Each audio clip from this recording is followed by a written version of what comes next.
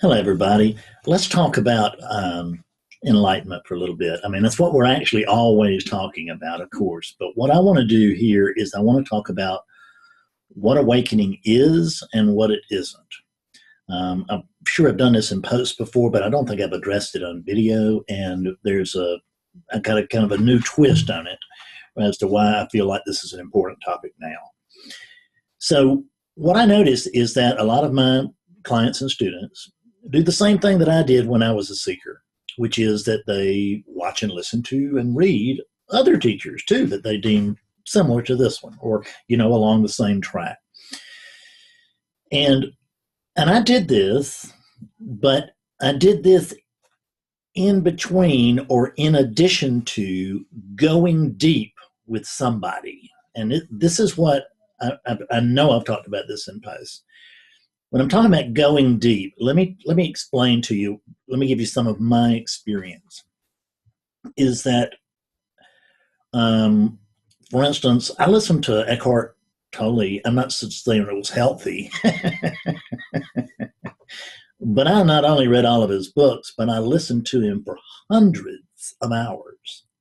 The same 100 or so hours that I had on video, that I had on disc. I listened to it over and over and over again. I mean, it was just playing. And granted, I was a lunatic at the time, but it changed me. I mean, I was at a point where I recognized, I was in a great deal of suffering. So let me say that I had tremendous motivation, and not all of you do, and God bless you for that. But I did have tremendous suffering, and what I recognized was that I could either listen to his mind or I could listen to mine. But there was no quiet. There was not going to be any quiet. There was going to be a riot in my head, or there was going to be Eckhart Tolle. And I said, you know what? He's making a lot more sense and sounds like he's a lot happier than I am. I'm going to listen to him. And that paid off, and it paid off in spades. I mean, I still hear Eckhart, coming through me. The guy's very clear. What can you say? And he's reached more people than anybody. And so great. And I'm not telling you go listen to Eckhart Tolle. Some people can't even read him. And I get that too, because it was funny, after a number of years of reading and saturating myself in him, I reached a point where I could pick up a book and I just couldn't read it. Right? I mean, because we can only hear who we can hear, and we can only hear him for as long as we can hear him. And that may be for all of our lives, or it may be for a short window. Who knows? So, beyond Eckhart, I listened to Adyashanti for hundreds of hours. Not like Eckhart, but not anything approaching what I did with Eckhart, because I just wasn't as sick. You get it? But I still listened to him for hundreds of hours. I couldn't afford his stuff, so I would buy it, listen to it, and resell it. I'd buy it, listen to it. I didn't even download it, right? I just buy it, listen to it, and resell it. I did make a couple of copies of a couple of things, but not much. I don't think there was anything I did that Aji would have any problem with. For 5 years, I sat in my living room doing the work, whether it was Fred Davis's work or Aja's work or Byron Katie's work, but it was predominantly Byron Katie's, and I never have found anything that beat hers. If I did, I'd be using it today. But I just don't find anything that really beats hers. Very short, very simple, very easy, very clear.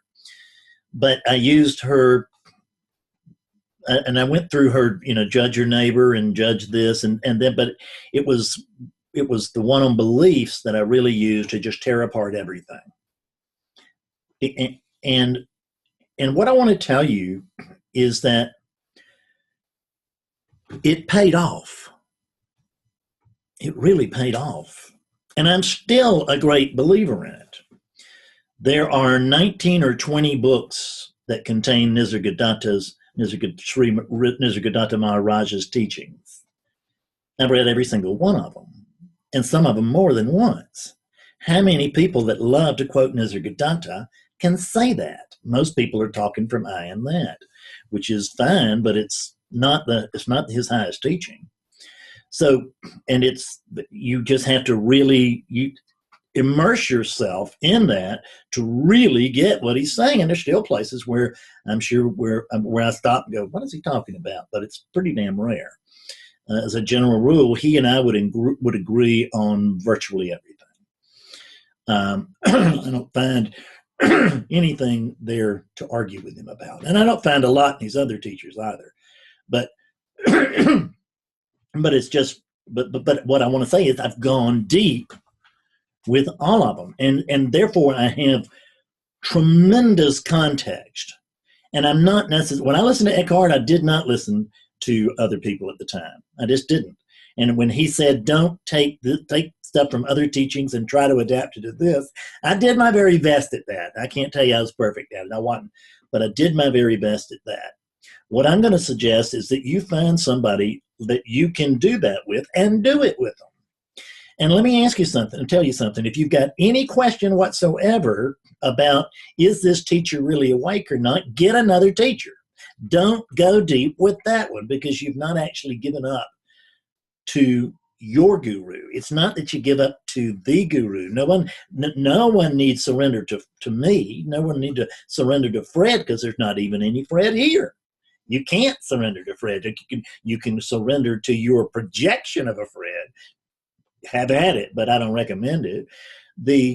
But you need to surrender to the true guru, which is what they call the Sadhguru, the internal guru, the guru inside of you. This is the most important guru. When you listen to videos and reposts and everything by me, I'm pointing toward that guru. That's what I'm always doing. But I'm always in deference to him, because or her, as it were, because the truth can't come out of this mouth. I was reading Nisargadatta this morning, and he again hit on something that I go with completely. And he was talking about, the truth just can't come out here. And it's absolutely true, because it's going to come through Fredness, and that means it's not going to be true. It may be very, very skillful, it may be very high level, but it's not going to be absolutely true, because it can't come out in words. And that's the same thing. Then it's going to come out, hit my conditioning, it's going to hit yours, go to you. Man, we got a room full of people, and the truth is not to be found. So one of the things that I want to talk about is what I see the spiritual path as being for, right? Why we do what we do. One easy way to differentiate not just me, but a number of quite a few other teachers, but not the majority, is the fact that the teaching that's coming through here actually is not geared to the unit. It's not about improving the unit's position, the character's position. It's not against improving the character's position. It takes no position on the character's position, because it's going to find characters in all kinds of positions. I've got characters who are just living large, trust me. And and I've got students whose characters are, or who are in deep, deep suffering. And I've got them from this background and that background, and this country and that country, and all this kind of stuff. And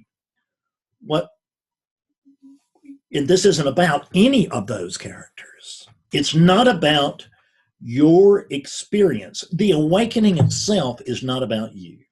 It's not for you. It's not about you. And it's certainly not by you. Because the you that you think that you may likely, or at least sometimes for some of you, think that you are, that it doesn't exist. I mean, it just isn't. It isn't there as a separate entity. I'm not saying there's not a unit here or a unit there, at least on one level. We can go to the other level some other time, but we won't today. So there's a unit here and a unit there, but there's no character actually inhabiting these units. There's no character to be found. In the absence of a character here, what have I got? What's left? Well, just me, right? Just this. It's not even, me is a projection. So what I'm going to say is that I don't talk about manifesting. I'm not against manifesting. If you want to manifest, please have at it. But I don't want you to confuse anything that I'm doing with anything that they're doing. What they're doing, I don't care if it works. What they're doing is it's all about improving the unit's position, which is the easiest way to tell that it's not about this teaching. Units improve sometimes when they take on this teaching, and some people's lives don't improve, but their outlook, in other words, their conditions don't improve, but certainly their outlook changes and improves. So this, anything to do with self-improvement, okay, is not what I'm teaching here. It's not authentic non-duality. And I don't like, I'm typically not very judgmental about other teachings and stuff, but I am drawing a line here. I'm not saying it's against them. I'm not saying anything against them. I'm just telling you that if it's about manifesting, it's not authentic non-duality. It's not about the truth. Even if they have that mixed in, if you hear that word, it's not what I'm teaching. What I'm teaching is you how to wake up to yourself and how to clear up to the truth of your own being. See, if there's no actual character, what do I care about what this character's position is? Now, on a unit level, this thing's got preferences, and I notice that it does, and it likes money rather than no money, and it likes house rather than no house, and it likes clothes rather than nakedness. That's fine. All those things are my preferences, but I'm not married to any of them. None of them. Because that's not about me. So if it changes, something changes, I'm ready to adapt. As in other words, and actually seen from the big view, I'm not even adapting. I'm switching back between two views here, between the relative and the universal, and I can't name it every time I do it. So just listen carefully, try to find out the context of what my statements are coming from. Otherwise, they're going to appear to be conflicting, but they're not really conflicting. They're just coming from two different views. There's a universal view, there's a relative view. And the two views never meet. Non-duality is holding these two views simultaneously. Yes. So, in other words, I see it from the big picture and I see it from the little picture. Am I Fred or the vastness? I'm both. And therefore, I have both views. So if I tell you I'm only speaking from the vastness and this and that, the other, I'm not, then I may be teaching absolutism, but I'm not teaching non-duality, because non-duality is all inclusive. It excludes nothing, including what the initial universal view might think about this, which is who cares about this relative thing. Enlightenment, and here I'm going to use awakening, enlightenment, and enlightenment as the same, meaning the same thing, which I do very often and very sloppily. Because in awakening is what happens, is that event, and enlightenment is what occurs within the clearing process. I can't say the end of the clearing process if I'm going to include myself in this apparent being in that category of enlightenment, because I'm still changing, still growing. I mean, I had a huge insight 2 weeks ago today. I mean, huge. And it wasn't about more. I didn't see further into the truth, but I saw further into the dream. And the way you find out what you are is you find out first what you're not. Then you can not only find out what you are, but you can accept it. But until you found out who you are, even if you do find it, and virtually all of you are stumbling all over it, but until you find out who you're not going to be able to accept who you are. That's the magic of, that's what I do here. That's what this teaching does. So I'm on a rant, huh? But I'm not really on a rant. I'm just it's just really important that we really get clear on what it is we're talking about, because I see comments, I get emails and stuff, and it's very clear to me that and this is from people who work with me sometimes. I mean, it's not just readers and viewers. This is people who spent time with me, and I can tell from the email that, and I know this person to have woken up, so to speak. Awakeness woke up through that person. I know that this being is fundamentally an awake being, but I can see that it's not functioning as conscious awakeness. And very often it's going to be because, but the problem is, Fred, that this job is driving me crazy. That has nothing to do with you. My wife and I are not getting along. That has nothing to do with you. I've got to move from here to there. That has nothing to do with you. You, in fact, are just to paint it clearly, you are that which does not move. Everything moves within you. The only reason that there's the appearance of movement is that there is the background of stillness. You go to the movie screen, you can see all the stuff. When you go to the movies, you can see all the lights dancing on the screen, but the only reason you see the man run across the up the hill on the horse is because there's a background of stillness, which is the screen. And you are the screen. You confuse yourself with the content of every single arising. You have an emotion. Oh, I'm upset. Or I'm angry, and I should be awake. I shouldn't be angry. Is that true? Is that true? Have you woken up? Are you angry?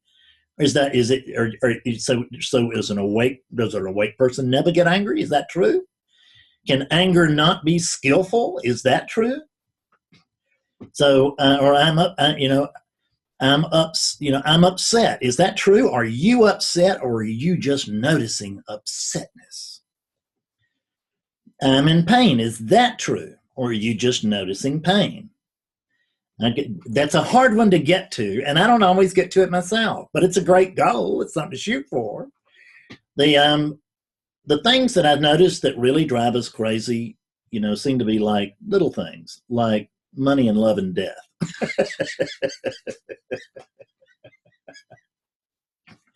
So you have enough money, trust me, and you're never gonna die, trust me, and there's nothing but love, trust me, so relax. If you will just hear to what I say and take it to heart, you don't even need money, but if you did, you've certainly got all the money there is. You don't need the love of another, because there's not another. There's just you, and you're welcome to fall in love with yourself. I have. Vanity, vanity, all is vanity. In death, you're certainly not going to die. How do I know? You were never born. No birth, no death. I know that unit over there was what appears to have been born. I won't even tell you it's been born in the conventional sense. It certainly appears to have been born. But I'm not going to. But we can investigate that. I mean, I help people investigate the most died. The most. I was going to say died in the wool. The most. Their core assumptions, and they come out finding they're ridiculous over and over and over again. That happens every week. Oftentimes every day. So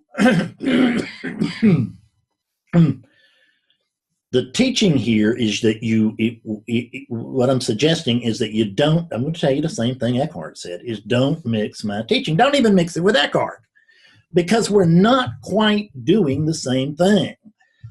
Ultimately, at least for Eckhart and I would say that we're both going for, we're both hoping to wake you up. We're both hoping, and when we say you, we're talking about the same you. We're talking about, in other words, we're hoping that we are going to awaken ourselves. That's what Eckhart's trying to do. He's trying to wake up everybody else. I mean, trying to wake up himself through everybody else. Same thing I'm doing.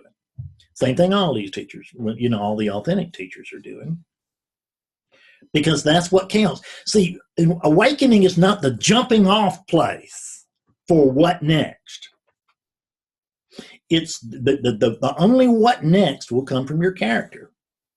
Fred wants to know, okay, I got this enlightenment thing. This is great. It's finally happened. I've achieved it. I'm patting myself on the back.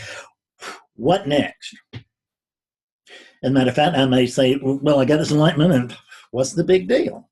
But the one who's saying what's the big deal is not awake. He thinks he's awake.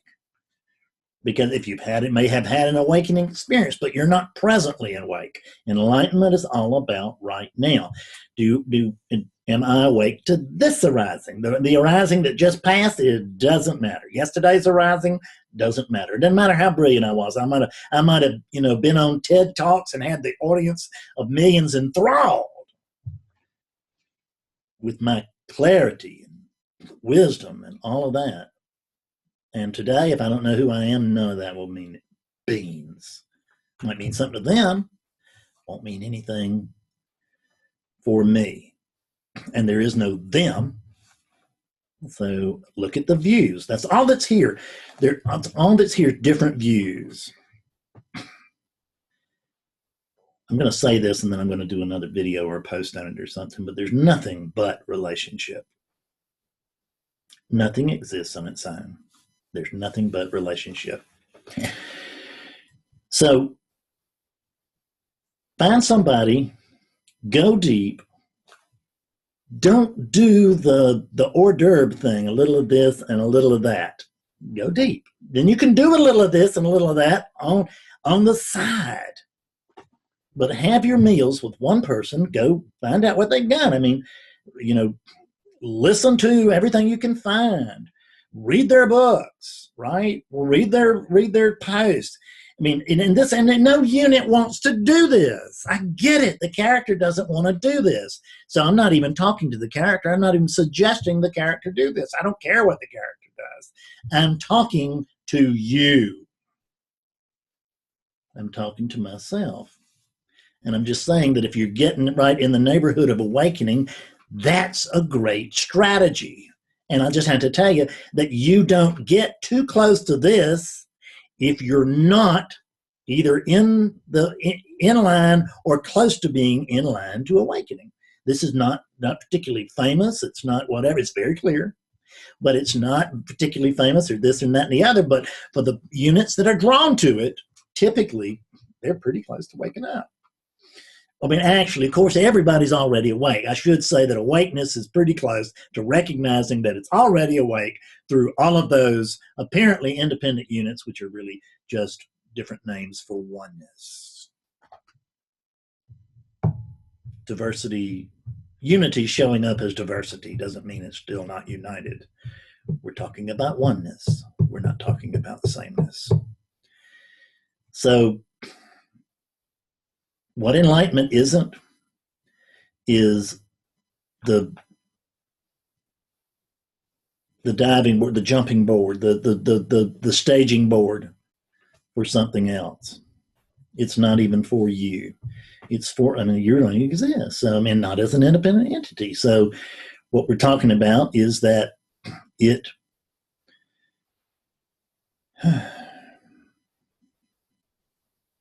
this awakening is for and by oneness. It's occurring within oneness and to oneness.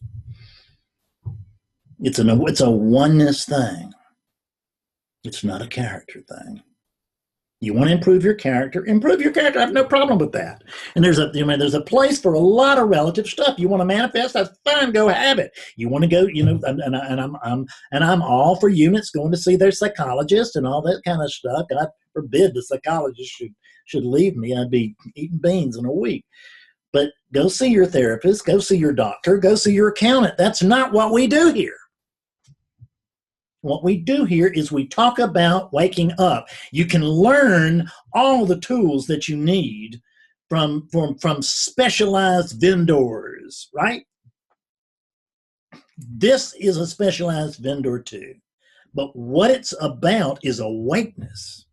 It's not about self-improvement. It's not about how to get somewhere else. It's about finding out where you are now, going deeper there. That's what this is about.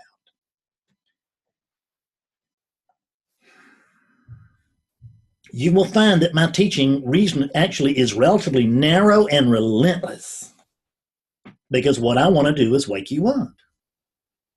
And a student one time saying, well, what are you doing? I said, well, I'm an awakening unit. That's what I do. That's my job. That's my specialty.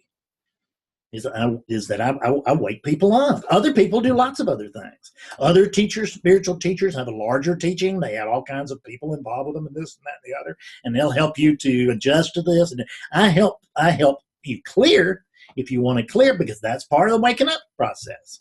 But I'm not a dream coach. I am not a dream coach. What's happening in the dream is completely secondary. All I'm interested in is who's it happening to. And if your life's not going the way you want, that's okay with me. At bottom line, what I want to know is who's bitching about it. That's all I want to know. Because I already know. So once you know, everything changes. I'm not saying that all the problems are answered. They weren't here. They weren't. And I had wanted them very much. I did notice, however, that they were Fred's, and that was a big relief. It was enough of a relief that it saved the so-called life of this character and this unit. God, right at suicide, wanting to commit suicide. The only reason I didn't was I loved my wife, my then girlfriend, now wife. I loved her more than I hated my life. That's the only reason that this was taking place today. I would have certainly killed myself years ago. Not as a cry for help, as a getting rid of a character.